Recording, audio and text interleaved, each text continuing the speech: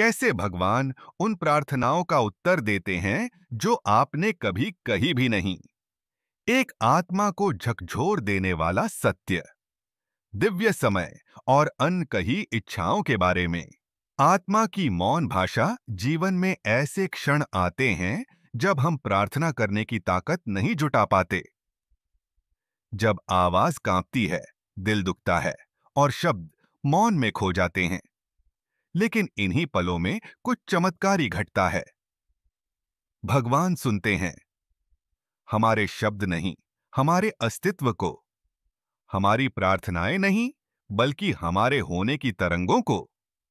मैंने यह सीखा है, किताबों से नहीं, बल्कि जीवन से, कि भगवान आपके बोलने का इंतजार नहीं करते।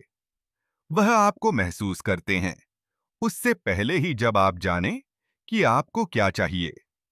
ब्रह्मांड आपके मौन के प्रति बहारा नहीं है, यह आपकी आत्मा की आवृत्ति पर ट्यून है। हर आंसू, हर आह, हर चुप सी लालसा एक प्रार्थना बन जाती है।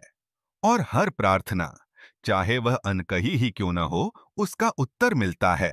जब मौन प्रार्थना बन जाता है, क्या आपने कभी वह अजीब सी शांति महसूस की है, जब आप पूरी तरह टूट चुके होते हैं? जब आप मांगना, ढूंढना, लड़ना बंद कर देते हैं और फिर भी अंदर कुछ बदल जाता है, वह भगवान का उत्तर होता है। शब्दों में नहीं, संकेतों में नहीं, परिवर्तन में। कभी कभी उत्तर चमत्कार के रूप में नहीं आते जो परिस्थितियां बदल दें। वे उस शक्ति के रूप में आते हैं जो आपको बदल देती है। कभी कभी वह नहीं भेजते जो आपने मांगा, बल्कि जो आपकी आत्मा को सच में चाहिए था। हम अक्सर सोचते हैं कि भगवान की चुप्पी का मतलब है कि वह सुन नहीं रहे, परंतु मौन ही दिव्य भाषा है। वह ध्वनि में नहीं, शांति में बोलते हैं, और उसी शांति में वह जीवन को ऐसे पुनर्संरचित करते हैं जिसे हमारा मानव मस्तिष्क अभी समझ नहीं सकता। भगवान से अनकही बातचीत। जब आपका दिल वह फुसफुसाता है जो आपके होंठ नहीं कह सकते, तभी सच्ची प्रार्थना शुरू होती है।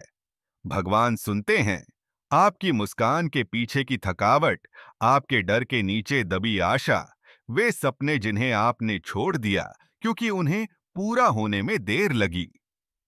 वह जानते हैं जब आपका विश्वास धागे पर लटका होता है, और वह उत्तर देते हैं अप्रत्याशित शांति भेजकर, अचानक संरेखण के माध्यम से, या एक दिव्य विलंब के रूप में जो बाद में अपनी पूर्णता दिखाता है। कोई भी प्रार्थना व्यर्थ नहीं जाती, कोई भी पुकार अनसुनी नहीं होती, कोई भी इच्छा भुलाई नहीं जाती। केवल दिव्य समय, दिव्य सबक और दिव्य तैयारी होती है। हर अनुत्तरित प्रार्थना कभी उपेक्षित नहीं थी, वह किसी उच्चतर, पवित्रतर और अधिक वास्तविक रूप में ढल रही थी। जब आपको पता नहीं होता कि क्या मांगना है, कभी कभी भगवान उसका उत्तर नहीं देते जो आपने मांगा, बल्कि उसका जो आप मांगते। अगर आप पूरा दृश्य देख पाते, वह उत्तर देते हैं जो आपने पाया उसमें नहीं, बल्कि जो आपने खोया उसमें। जो आपके साथ रहे उनमें नहीं, बल्कि जो चले गए उनमें। जो हुआ उसमें नहीं, बल्कि जो नहीं हुआ उसमें। क्योंकि अनुत्तरित में भी दिव्य व्यवस्था है, अज्ञात में भी कृपा है। मैंने जीवनों को टूटते देखा है, सिर्फ इसलिए कि वे चमत्कार में बदल सकें। मैंने लोगों को सब कुछ खोते और राख में भगवान को पाते देखा है। और मैंने उस अदृश्य हाथ को महसूस किया है जो हमें थामे रखता है जब कोई और नहीं कर सकता।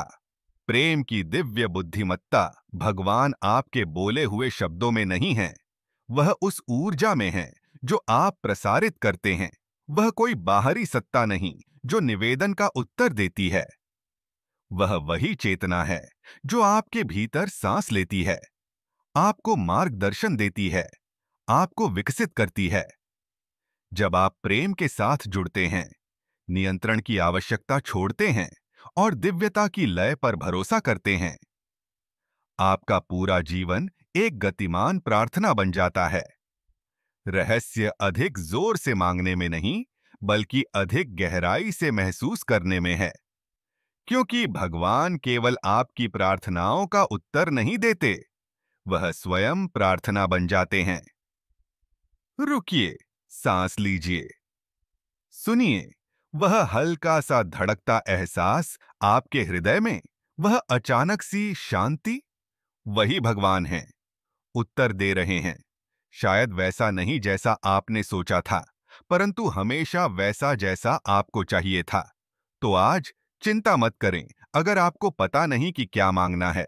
बस स्थिर रहें, महसूस करें, भरोसा करें, क्योंकि जिन प्रार्थनाओं को आप कभी कहते भी नहीं, उनका उत्तर पहले से दिया जा रहा है। अगर इस सत्य ने आपकी आत्मा को छुआ है, तो ठहरिए और सोचिए, भगवान ने आपके जीवन में कौन सी अनकही प्रार्थनाओं का उत्तर पहले ही दे दिया है। इस लेख को साझा करें ताकि किसी को याद दिला सकें कि मौन भी पवित्र है। दुनिया को याद दिलाएं, भगवान तब भी सुनते हैं जब आप बोलते नहीं।